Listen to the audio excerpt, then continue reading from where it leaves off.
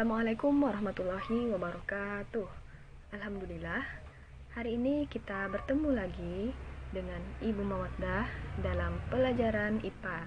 Pada kesempatan kali ini, kita akan membahas tentang pencemaran lingkungan. Tentunya kalian sudah tahu betul apa itu pencemaran. Namun, apakah kalian sudah mengetahuinya dengan baik? Apa itu pencemaran?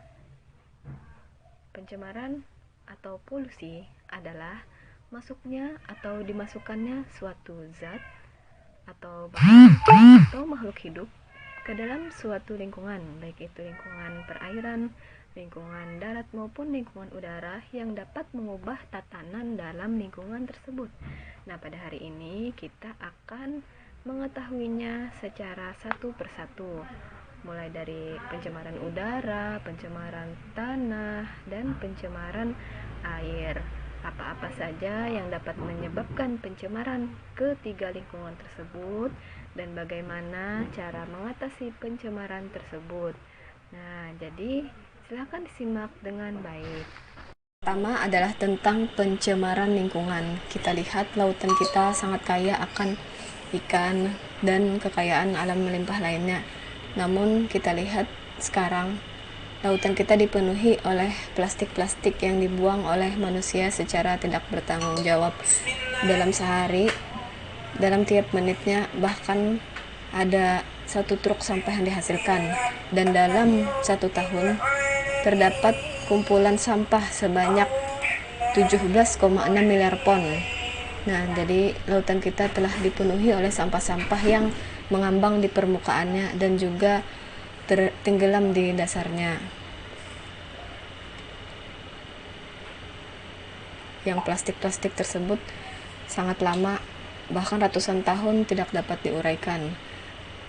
Plastik-plastik itu menjadi potongan-potongan kecil yang disebut dengan plastik mikro. Nah, bahkan yang paling menyedihkannya adalah plastik-plastik tersebut dapat membunuh hewan-hewan laut.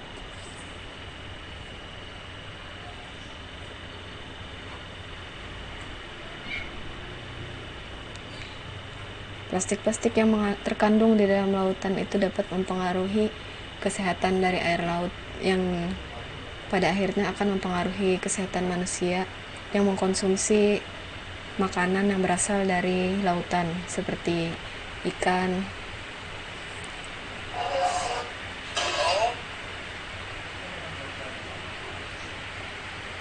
Nah, kita lihat begitu banyak tumpukan sampah. Jadi kita semakin hari semakin banyak sampah yang dihasilkan oleh manusia seiring berjalannya waktu. Nah,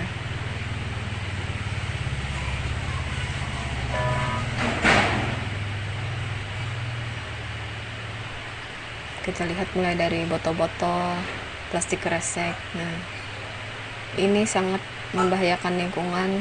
Selain untuk mengurangi estetika lingkungan, juga berdampak bagi kerusakan dan kesehatan manusia.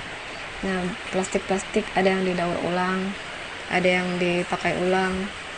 Nah, ini kita lihat pabrik-pabrik mengolah kembali limbah-limbah plastik. Nah, kita lihat banyak sekali plastik yang dihasilkan.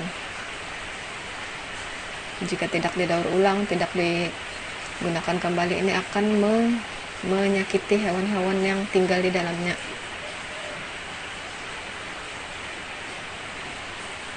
Jadi kita sangat perlu untuk mengurangi atau meminimalisir penggunaan produk-produk plastik. Nah, kita bisa menggunakan tas untuk membuat barang belanjaan kita.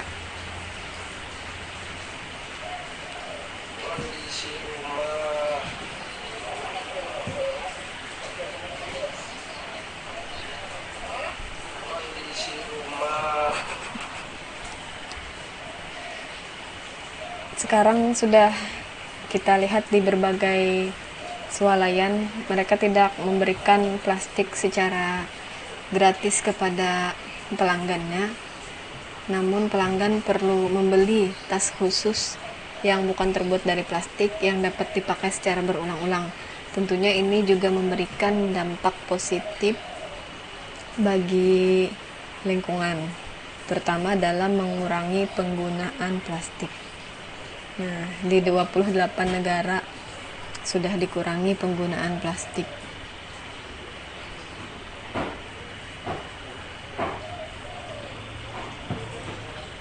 Nah, jadi kita hidup ini ada pilihan. Jadi sebagai orang yang berilmu pengetahuan, kita bisa memilih yang mana yang harus dilakukan dalam rangka menjaga kelestarian lingkungan. Nah, terutama untuk tidak membuang sampah plastik ke sungai, karena akan melukai makhluk-makhluk hidup yang ada di dalamnya. Sering kita jumpai ikan-ikan yang terjebak di dalam plastik hingga dia mati. Yang kedua, tentang pencemaran udara. Pencemaran udara terdiri dari bahan kimia atau partikel di atmosfer yang menimbulkan ancaman kesehatan dan lingkungan yang serius. Lalu, apa yang menjadi penyebab pencemaran udara dan apa artinya pencemaran udara bagi planet kita? Nah, kita akan menemukan jawabannya pada video pembelajaran berikut. Beberapa polusi udara berasal dari sumber alami, seperti letusan gunung berapi, kebakaran hutan, atau alergen. Tapi, sebagian besar polusi udara dihasilkan dari aktivitas manusia, seperti energi yang digunakan di dalam pertanian. Ada berbagai jenis polusi udara buatan manusia. Ketika kita membakar bahan bakar fosil untuk menghasilkan energi, mereka melepaskan gas rumah kaca ke udara. Emisi ini seperti karbon dioksida, metana, nitros oksida, dan gas fluorinat merangkap panas dari matahari di atmosfer bumi, menyebabkan kenaikan suhu global. Ini menciptakan siklus di mana polusi udara berkontribusi terhadap perubahan iklim, dan perubahan iklim menciptakan suhu yang lebih tinggi. Pada gilirannya, suhu yang lebih tinggi mengintensifkan beberapa jenis polusi udara. Misalnya, perubahan iklim meningkatkan kabut asap karena ia terbentuk dengan adanya panas yang tinggi dan peningkatan tingkat radiasi ultraviolet. Cuaca ekstrim lebih sering, seperti banjir, yang berkontribusi pada kondisi lembab, oleh karena itu meningkatkan pertumbuhan jamur. Cuaca yang lebih hangat menyebabkan musim serbuk sari yang lebih lama, karenanya lebih banyak produksi serbuk sari. Asap adalah jenis polusi udara yang mengurangi visibilitas dan memiliki efek kesehatan yang serius. Kabut asap dapat dibagi menjadi dua kategori, yaitu sulfur dan fotokimia. Asap belerang terdiri dari senyawa kimia yang disebut oksida belerang. Itu terjadi ketika membakar bahan bakar seperti batu bata. Kabut asap fotokimia juga disebut kabut asap fotokimia juga disebut antara ozon permukaan tanah, adalah hasil dari reaksi antara sinar matahari dan nitrogen oksida dan senyawa organik yang mudah menguap. Nitrogen oksida berasal dari knalpot mobil, pembangkit listrik tenaga batu bara, dan emisi pabrik. Senyawa organik yang mudah menguap dilepaskan dari bensin, cat, dan banyak pelarut pembersih. Kabut asap tidak hanya menciptakan kabut coklat yang mengurangi jarak pandang, namun juga merusak tanaman, mengiritasi mata, dan menyebabkan gangguan pernapasan. Kategori lain dari polusi udara adalah polutan beracun.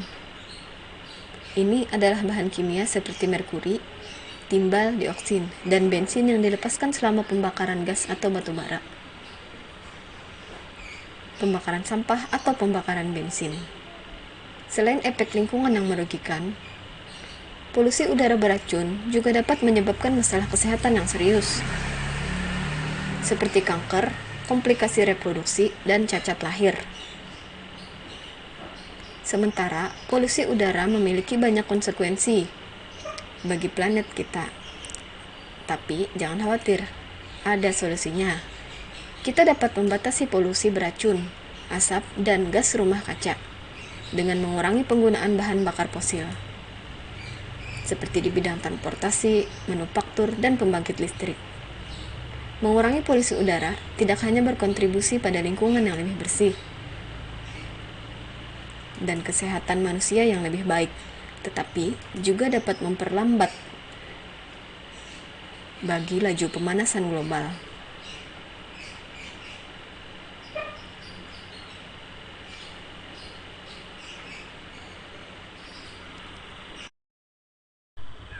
Berikutnya adalah tentang pencemaran tanah.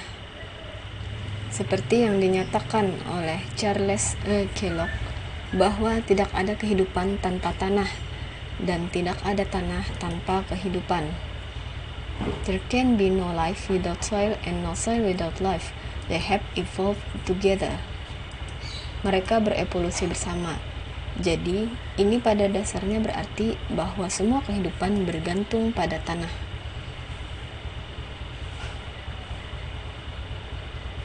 Sebelum kita mengetahui tentang polusi tanah, kita harus mengetahui apa itu tanah. Tanah adalah campuran pasir, sutra, dan tanah liat, dan mungkin termasuk beberapa humus air, udara, kerikil, dan triliunan mikroba bakteri.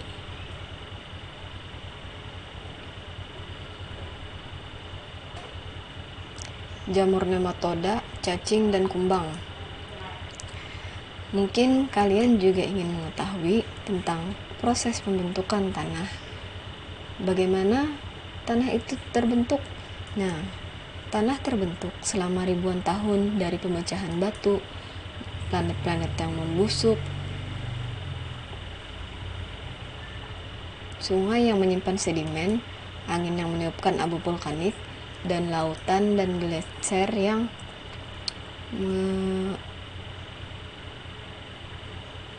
bergerak maju dan mundur. Lahan masih merupakan sumber daya yang terbatas.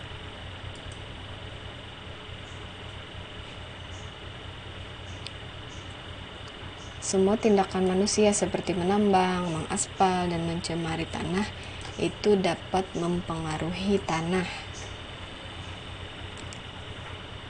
Mereka kehilangan beberapa proses alami yang memainkan peran penting dalam kehidupan kita. Jadi sekarang, mari kita memahami apa itu polusi tanah. Pencemaran tanah mengacu pada pencemaran tanah yang mengandung zat beracun dan mengandung senyawa yang penuh dan beracun bagi manusia dan organisme hidup lainnya. Ketika manusia melepaskan zat beracun dari pembuangan sampah industri dan menggunakan pupuk beracun di bidang pertanian, maka saat itulah terjadi pencemaran. Pencemaran tanah dapat disebabkan oleh banyak kegiatan. Ada 3 kegiatan utama yang akan kita bicarakan pada pembahasan kali ini. Pertama, aktivitas industri sejak revolusi industri pada abad ke-19. Berbagai industri seperti industri semen dan aktivitas pertambangan dapat menyebabkan debu beracun dan debu alkalin yang membuat tanah menjadi racun. Yang kedua adalah aktivitas pertanian. Bahan kimia yang digunakan untuk membunuh serangga dalam pertanian yang kita kenal sebagai pestisida sangat berbahaya bagi kehidupan, yang apabila mereka tertinggal atau terkontaminasi di dalam tanah. Yang ketiga adalah pembuangan limbah dengan melalui diri kita seperti urin dan feses. Itu jika berkontaminasi dengan tanah itu akan merusak ekosistem.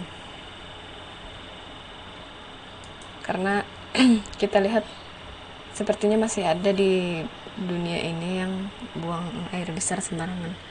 Selain itu, hujan asam juga merupakan salah satu penyebab pencemaran tanah. Hujan asam membentuk gas beracun dari industri yang bercampur dengan hujan. Ini korosif dan berbahaya. Setelah hujan, partikel-partikel berbahaya dalam hujan mencemari tanah dan mematikan kehidupan.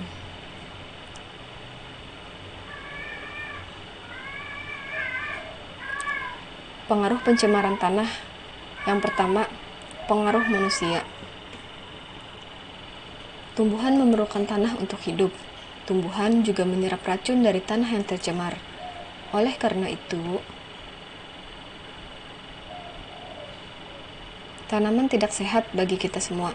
Ini sangat berbahaya, karena jika Anda memakan tanaman di tanah yang terkontaminasi, ini dapat menyebabkan penyakit yang mematikan. Kedua, efek tanaman semua tanaman akan mati atau berumur pendek karena tanah yang terkontaminasi oleh zat beracun tadi. Saat tanaman mati, siklus hidup menjadi terganggu. Tanah menjadi lebih buruk dari semula. Yang kita lihat pada gambar terlihat tanah yang gersang.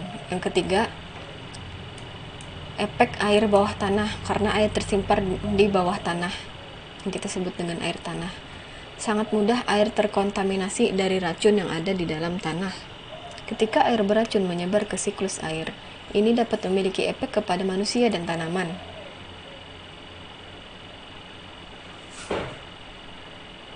Saat ini ada banyak cara untuk mencegah pencemaran tanah. Misalnya dengan menjaga kebersihan tanah, tidak membuang sampah apapun ke tanah.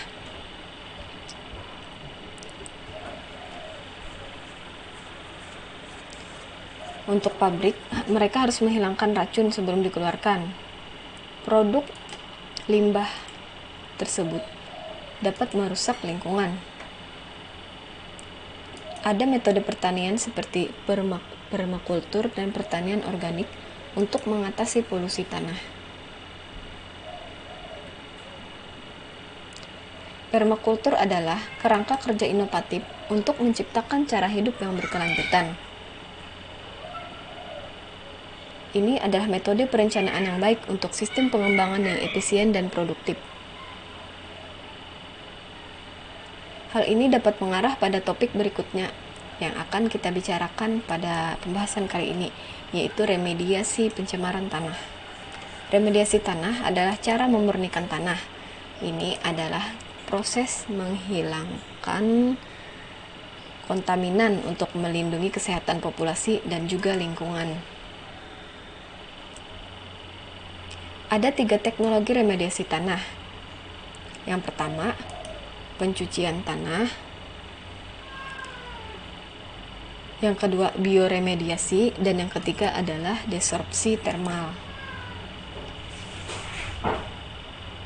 Pencucian tanah adalah proses yang menggunakan surfaktan dan air untuk menghilangkan kontaminan dari dalam tanah.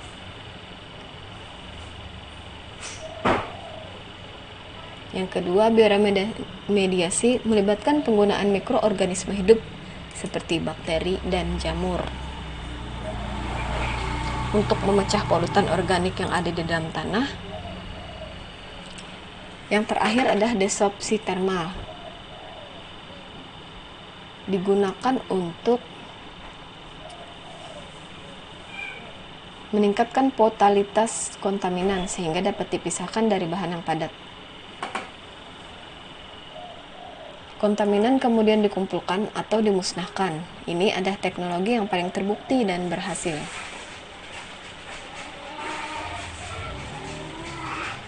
Digunakan untuk kontaminasi hidrokarbon. Terakhir yang akan kita bahas adalah distribusi geografis yang membandingkan pencemaran tanah dalam 3 skala utama, global, nasional, dan regional. Produksi global limbah padat adalah sekitar 1,3 miliar ton per tahun. Ini data pada tahun 2012.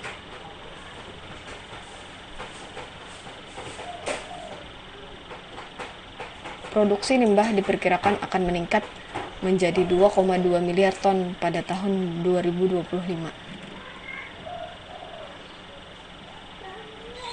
Antara 60% dan 80% barang di tempat pembuangan sampah dapat didaur ulang, tetapi tidak dilakukan. Bumi kehilangan sekitar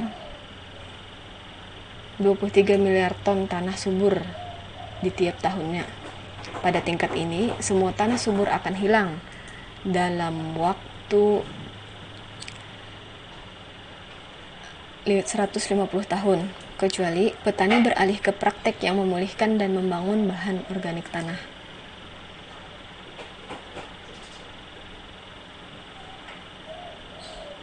Dan juga merupakan komponen penting dari kesuburan tanah.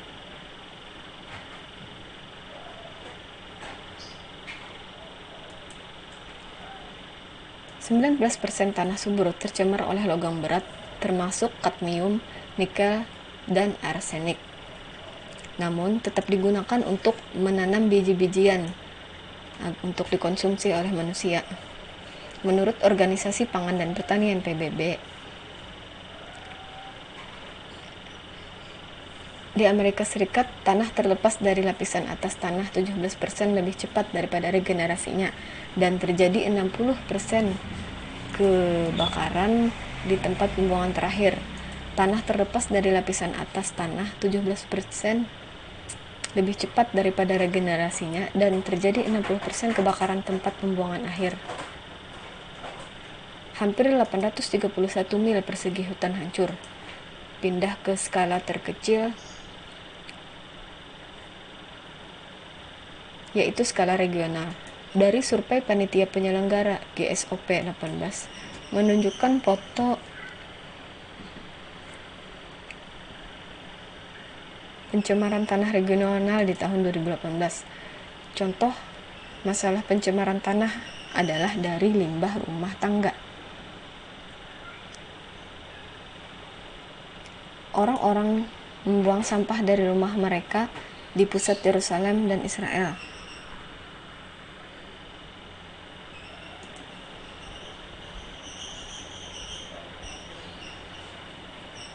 Pembuangan dan bekas dan barang yang tidak diinginkan di dalam cadangan di Granite Dop, India Barat, dan pencemaran tumpahan minyak.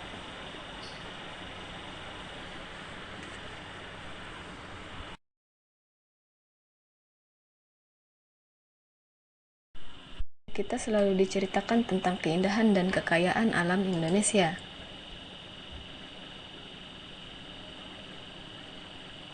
Mulai dari lautan yang penuh keanekaragaman hayatinya, terumbu karang dengan berbagai warnanya, dan hutan yang terbentang luas dengan segala macam isinya. Selain indah, hutan Indonesia juga menjadi tempat bernaung bagi kebanyakan masyarakat. Mulai dari mereka yang memanfaatkan hasil hutan sebagai mata pencaharian, sampai masyarakat adat yang menjadikan hutan sebagai warisan budaya dan tempat tinggal. Hutan pun menjadi tempat tumbuhnya berbagai jenis tanaman obat. Allah telah memberikan hutan kepada kita dengan berbagai manfaatnya. Semuanya adalah fakta, setidaknya sampai beberapa waktu yang lalu.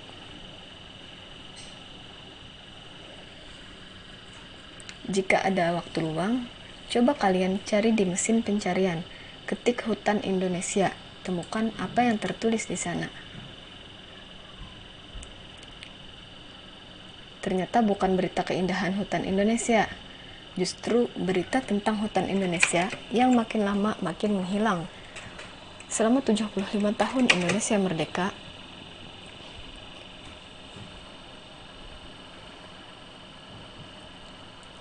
Indonesia sudah kehilangan lebih dari 23 juta hektar hutan, atau setara dengan 75 kali luas Provinsi Yogyakarta.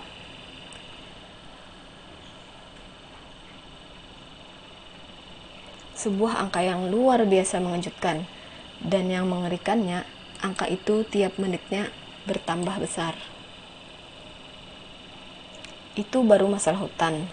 Tentunya kita juga sering mendengar bahwa sejak kecil Indonesia memiliki kekayaan bahari.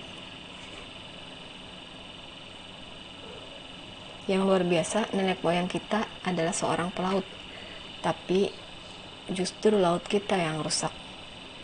Pada tahun 2018, Koalisi Rakyat untuk Keadilan Perikanan atau KIARA telah mencatat bahwa dalam setiap tahunnya sedikitnya ada 1,29 juta ton sampah yang dibuang ke sungai yang kemudian bermuara di lautan.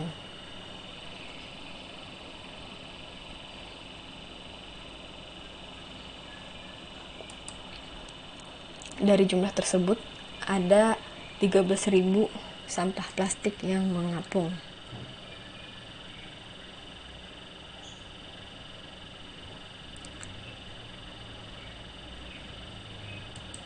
Fakta tersebut menasbihkan Indonesia menjadi negara nomor 2 di dunia dengan produksi sampah yang terbanyak di lautan.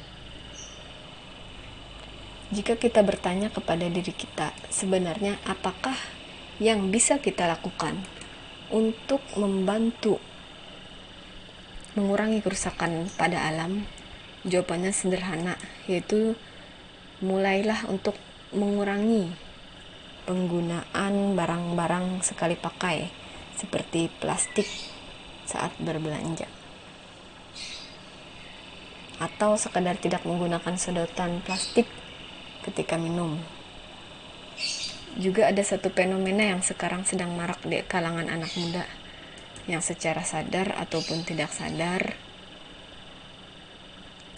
juga membantu dapat mengurangi sampah yang berdampak pada lingkungan, yakni thrift shop.